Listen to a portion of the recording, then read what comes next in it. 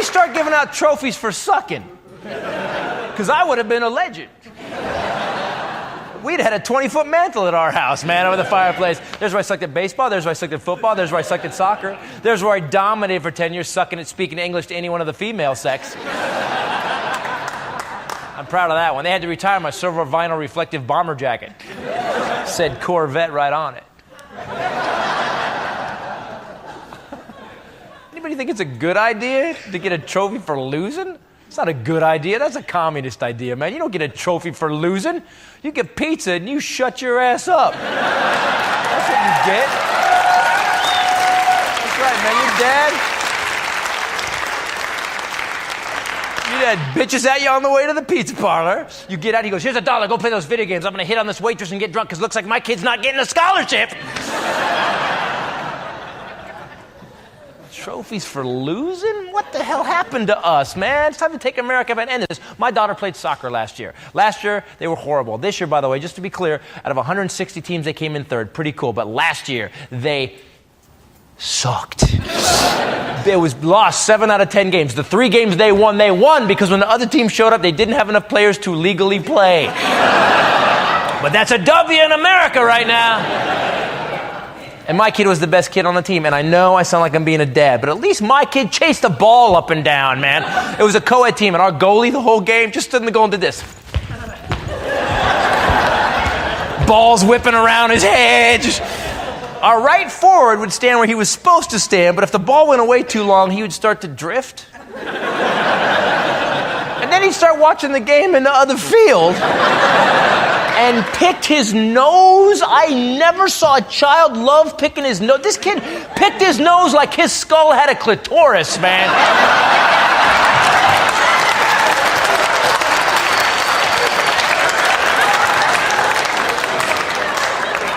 And I'll be honest, I'm not the dad to have at that game. The ball's over here, retard! I didn't get to go to all the games. By parental petition, restraining order, whatever they call it.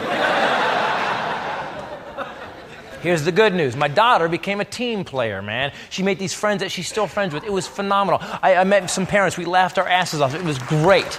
So we get done with the season. I go, all right, hon, you know, this was fun. Let's go pick a new sport you're going to suck at because you're 8. Come on. She goes, no, Dad. You got to take us to the trophy ceremony. And my first thought was, my God, they're going to make you watch the talented kids get trophies?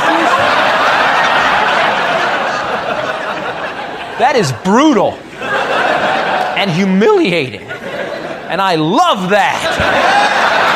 That's right. Because maybe you'll feel some humiliation and you'll play better next year. All right, let's go to the trophy ceremony. Yes. And when she stopped crying, she said, no, Dad, we get trophies. And it just came out. I went, for what?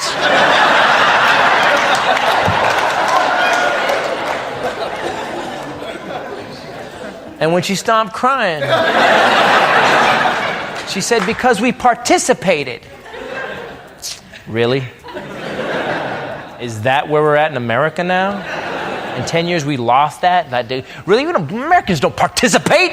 We dominate, man. Russians put a satellite around the moon. We land on it. Take that, bitches.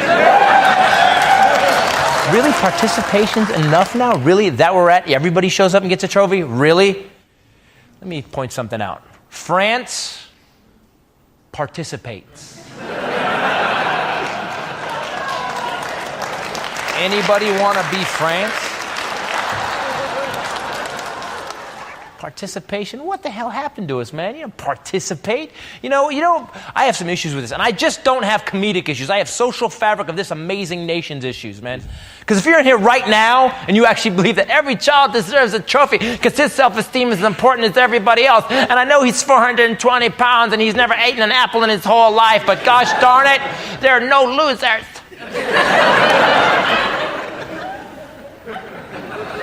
If you think that, I want you to remember tonight's show.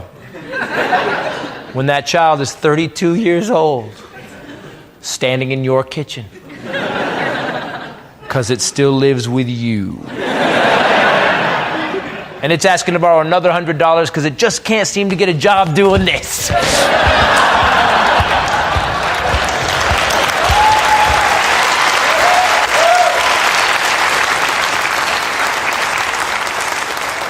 You know what scares me worse? What about the other kid? What about the kid that busted his ass? The kid that was doing laps in the womb prenatal, that kid. The kid that got up for an hour before school and just winged a football through a tire for an hour. That kid gets the same crap-ass trophies this spinning, nose-picking vampire? Really? He's only going to take that for so long. Then one day during his senior year, in his home ec class, he's going to walk in there with a shotgun and an overdeveloped sense of competition. We're all winners! Ha ha ha! Everybody gets a trophy! I'm gonna beat those Columbine kids! And that's what you get when everybody so-called seems to get a participation trophy. By God. What the fuck? Everybody, welcome to the show, Dog Tag Dave, which he'll be going live on Talk with Dog Tag here in about, 3.5 hours?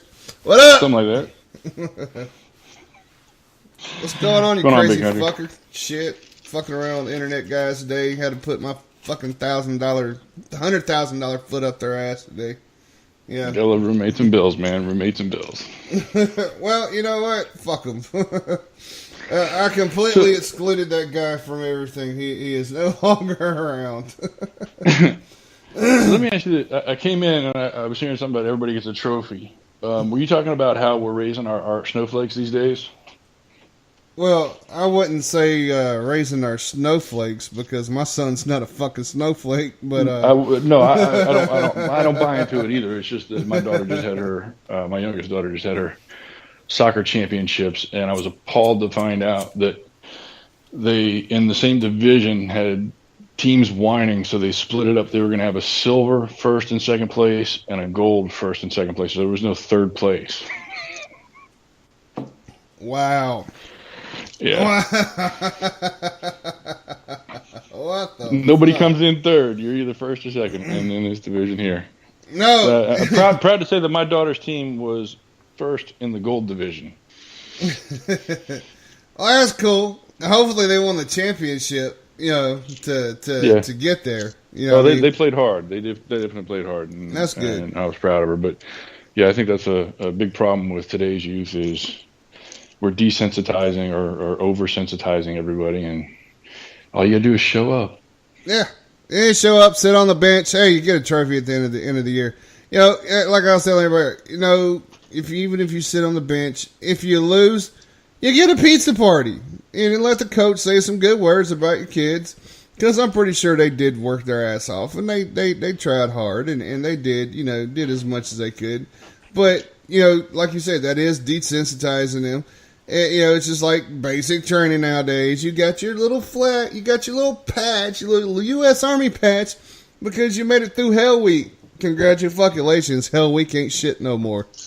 So, you're doing the same thing to the military. Too many sensitivity training rules.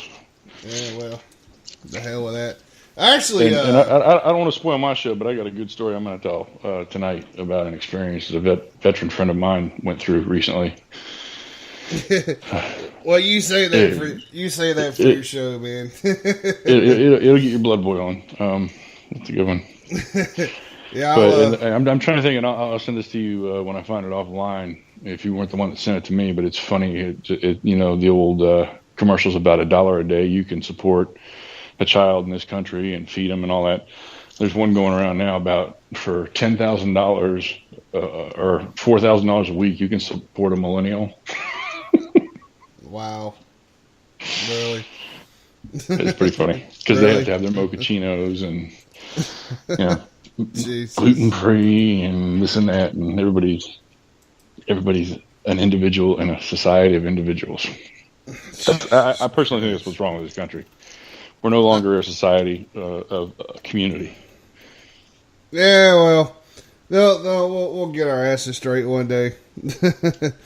Reminds me. Hey, I hope they don't fuck up your order either, Ron. you got to keep that country ham in your system. You know what I mean? $120 for 6. Jesus, son. I hear you. You know, the shit ain't cheap. Bring your ass back the fuck home. Holy shit. God damn. So that explains why I never heard back from that last message I sent you. You changed your profile. No, I just changed the picture on it, man. I'd have fucked up shit with the internet this morning. But anyway. So, Combat Flip Flops is a new sponsor. So, if y'all go to dangerousgrounds.network and go to the sponsors page, you can check out their link. If you go shopping on Combat Flip Flops, if you use the promo code Dangerous Grounds, your first time using it, you'll get 20% off your whole order. And then every time after that, that's 10% off. And therefore, at the end of the month, donates back into the Dangerous Grounds Network so we can make things, a little bit bigger, a little bit badass. I use my... oh, shit. All right. Jeez. Gee, dude, that's your problem is you're ordering this shit from fucking Virginia. Order it from the Carolinas, man. You get a lot better. You know that shit. I'm in Virginia. What are you saying? Y'all some back assward motherfuckers, dude. It's called the mixing bowl, my friend. A mixing bowl, whatever you want to call it. It's fucking nuts. But yeah, every time y'all order, man, the first time you get 20% off, then every time after that you'll get 10% off using Dangerous Grounds. And not only are you going to get some awesome gear, you'll get to, you'll actually be able to get to the point where it's donating back into the network so we can make it bigger and better.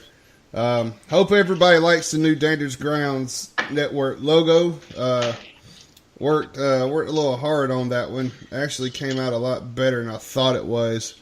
And, see, Ron, there's another problem. It's owned by Asians. What the fuck? American made, man. You buy American made. I don't care if you get... Dude, I will go kill a freaking pig, chop the ham up, and I will salt the motherfucker and dry it out for you. Holy shit. But, yeah, so Dog Tags got his show coming on at 9 o'clock Eastern on the Dangerous Grounds Network. Y'all can go to www.dangerousgrounds.network. Check his show out there, or I'm pretty sure he'll be blasting it out through speaker on Facebook pages and stuff like that. So y'all be on the lookout for that, because after the show here, I'm hitting the road. I'm going to Charlotte to hang out with my homeboy and whatnot. How about that St. Pierre fight last night? Oh, dude, everybody thought St. Pierre was going to lose. He was a 400-point underdog. And that motherfucker, I knew he was going to win. I was the only one betting in the house that St. Pierre was going to win. They're like, oh, look at him. He's all bloody the fuck up. I'm like, he ain't done yet.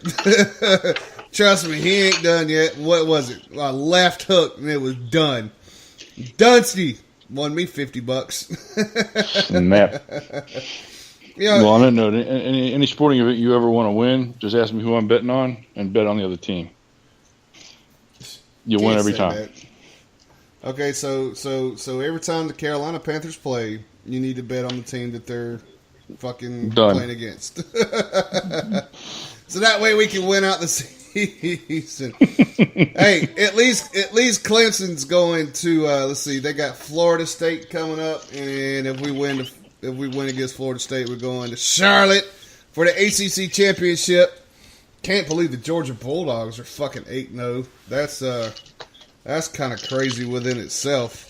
I would like to see him bring back Ken Shamrock too, Ron, but he's old, and Brock Lesnar is just he's not he's better at WWE where it's fucking played off, and that's what I was sitting here hammering on hearing on Jeremy last night. He really is fucking related to Arn Anderson. He is really one of his sons. I mean, spitting image of the motherfucker. But we ragged his ass all night long. I don't drink that often, so I didn't drink last night, but I was still rolling in the damn floor. We sit there, Did you have to